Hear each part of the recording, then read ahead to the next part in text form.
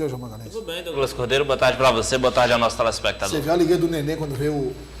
Ele tem muito motivo para comemorar, né? Demais, tem motivo demais.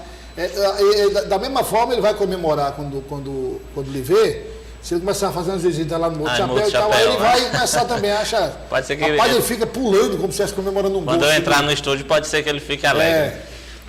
O senhor não deve ficar muito alegre, mas ele fica, né? Enfim, João Magalhães, nós vamos já falar do PL. Sim. Né, do PL ex-Fábio Xavier, do PL do vereador Leonardo Eulálio, né, o PL Partido de Bolsonaro. Vamos já falar sobre o PL. Só que antes eu queria perguntar o seguinte. Você vem acompanhando essa história em torno da gratuidade dos ônibus. Sim. Essa crise de essa crise, rapaz, de uma hora para outra apareceram. Não, é tudo gratuito agora. Você entendeu? Eu queria que você aproveitasse a oportunidade para explicar ao nosso telespectador. É como se tivesse aparecido uma solução num passe de mágica, né? Não, resumindo, um milagre, né? É um milagre, exatamente, que nem os empresários sabem, porque como você comentou agora há pouco, o CETUT ficou sabendo dessa proposta por meio da imprensa, quando um repórter aqui do Sistema Dia de Comunicação perguntou para ver o entendimento. Mas eu também vi aqui a conversa do Eliezer com o secretário de governo e genro do prefeito, André Lopes, e assim, hoje, se a gente for acompanhar o cenário nacional, lá em São Paulo é a grande discussão, né? A questão da gratuidade. Inclusive, comenta-se, né, de que essa gratuidade nos ônibus, a gratuidade no transporte, é a grande aposta do prefeito de São Paulo na candidatura à reeleição.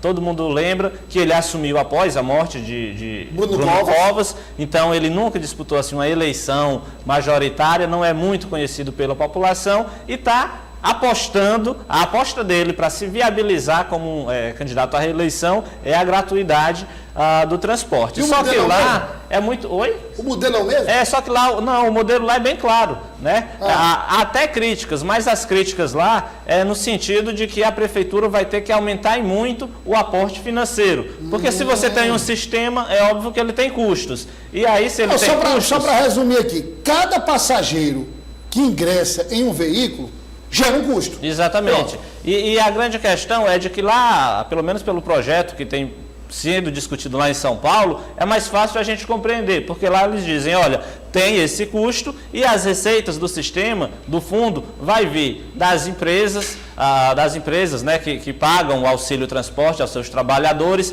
vai vir de uma isenção do governo do estado no que diz respeito aos combustíveis, enfim, e também vai, e quando for no final, quando for fechar as contas, vai faltar X para compensar os custos. É aí que a prefeitura entra com um aporte que lá é bilionário e inclusive tem gerado muitas críticas, né, porque de fato a prefeitura vai estar investindo um valor muito alto em troca dessa gratuidade. Agora aqui, pela conversa do André Lopes, isso não fica muito claro. Ele não explica, a prefeitura não consegue explicar qual é esse custo que ela vai ter que fazer para garantir essa proposta de gratuidade. Transportando o modelo de São Paulo para Teresina, que não é isso que ficou claro, porque nem isso ficou claro. Pois é, que seria aumentar o aporte financeiro, tem que primeiro resolver essa pendência financeira que existe. Porque se a prefeitura não consegue nem pagar o subsídio, imagina aumentar o valor do repasse que vai ter que fazer às empresas. Porque a gente estaria falando aí de um custo que certamente ia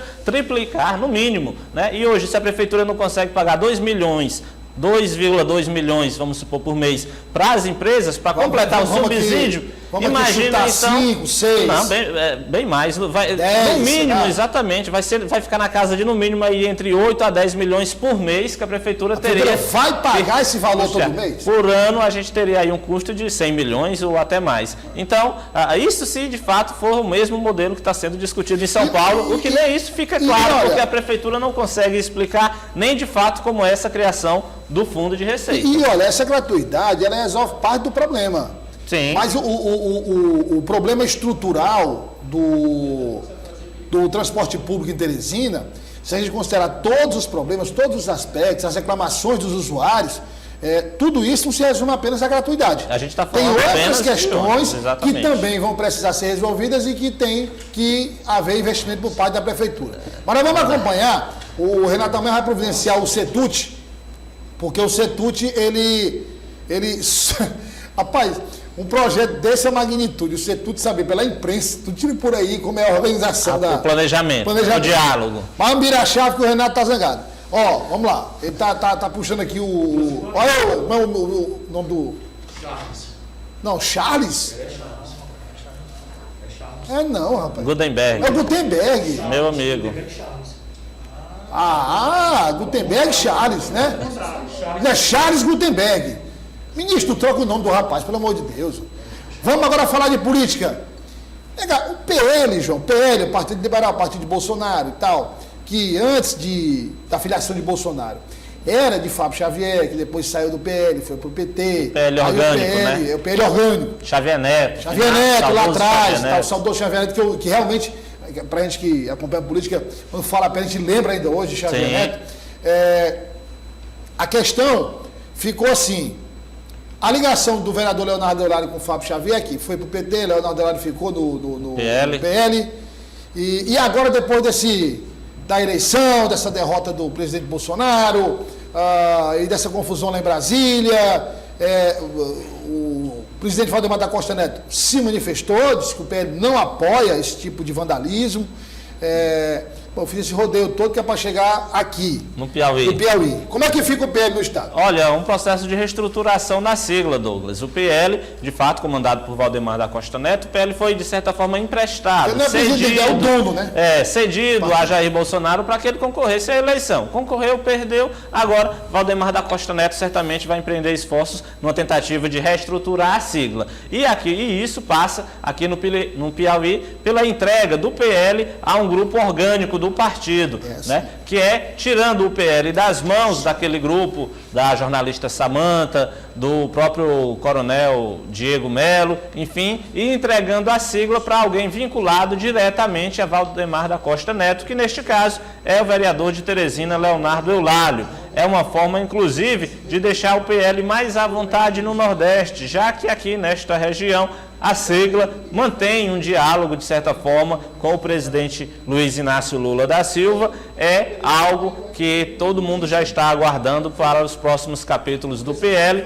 nessa espécie de reestruturação da sigla após o processo eleitoral. O PL, de fato, entre aspas, pertence a Valdemar da Costa Neto, que emprestou o partido para Jair Bolsonaro concorrer à reeleição. A eleição acabou, o partido perdeu, agora ele vai cuidar, obviamente, de trazer o partido integralmente para debaixo da sua asa e, neste caso aqui no Piauí, entrega o PL para um aliado de primeira hora, que é Leonardo Eulalio. Agora, retirar o PL dos atuais comandantes. Bolsonaristas, né? Ligados a Bolsonaro.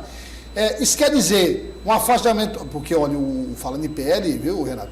O fundo do PL é um fundão. Apesar de estar bloqueado, né? No momento. Mas isso aí vai ser resolvido e tal, mas é um fundo considerável pela quantidade de parlamentares que elegeu. A questão é a seguinte, e aí em relação a fundo não importa, o parlamentar sai, mas o fundo ele vai ficar. Fica lá, foi as eleições. As eleições. Isso quer dizer o quê? Um afastamento de Bolsonaro ou simplesmente só uma retomada de Valdemar da Costa Neto? Isso significa o quê? É mais uma medida administrativa e política. Administrativa porque deixa os diretórios estaduais do PL nas mãos de quem de fato é ligado a Valdemar da Costa Neto, né? Retira de Jair Bolsonaro qualquer tipo de influência sobre o comando do PL nos estados. E isso repercute politicamente, afinal de contas é Valdemar da Costa Neto, deixando bem claro que no PL manda ele. E aí, se os diretórios são ligados a Valdemar da Costa Neto, claro que a eleição, nós passamos agora há pouco pela eleição. Poucos meses. Isso quer dizer que, aproximando-se da eleição municipal, o partido toma um rumo, depois da nacional pode tomar outro rumo. Aconteceu com o PSL lá atrás. Então, né? assim, Valdemar da Costa Neto, meu amigo, isso a bússola dele, política, olhando aqui, não, para onde for melhor ele vai, porque ele tem um comando do partido. E é assim que sempre funcionou.